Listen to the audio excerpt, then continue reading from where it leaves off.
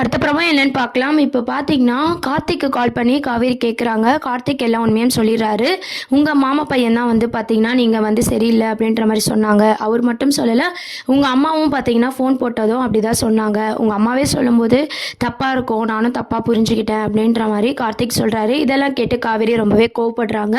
நம்ம சாரதாம்மா கிட்ட ரொம்ப கோவமாக பேசுகிறாங்க. ஸ்கூல் கிளம்பிட்டு இருக்கும் போது, நீயும் அந்த ஆளும் சேர்ந்து என்ன வேலை பண்ணியிருக்கீங்க? அந்த ஆள் தான் பண்ணுறானா? நீ எனக்கு அம்மா தானே, நீ எப்படி பண்ணலாமா?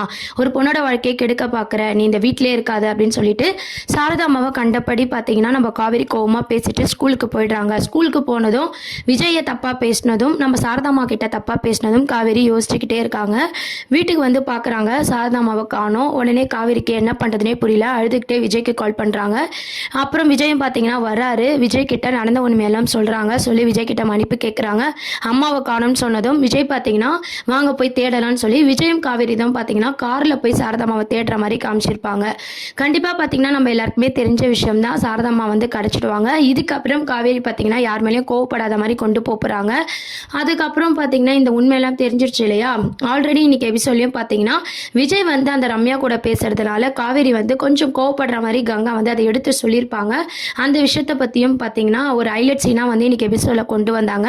இப்போ சாரதாமாவும் கிடச்சதுக்கு அப்புறம் நம்ம விஜயை பற்றி நம்ம காவேரி கொஞ்சம் கொஞ்சமாக வந்து புரிஞ்சுக்க போகிறாங்க.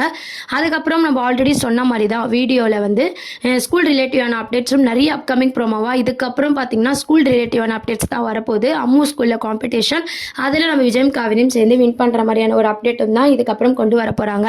இதெல்லாம் தான் அடுத்த அப்கமிங் ப்ரோமோவாக இருக்குது. இதை பற்றி என்ன நினைக்கிறீங்கன்றதை கமெண்ட் செக்ஷன் சொல்லி சப்ஸ்கிரைப் பண்ணுங்கள். தேங்க்யூ.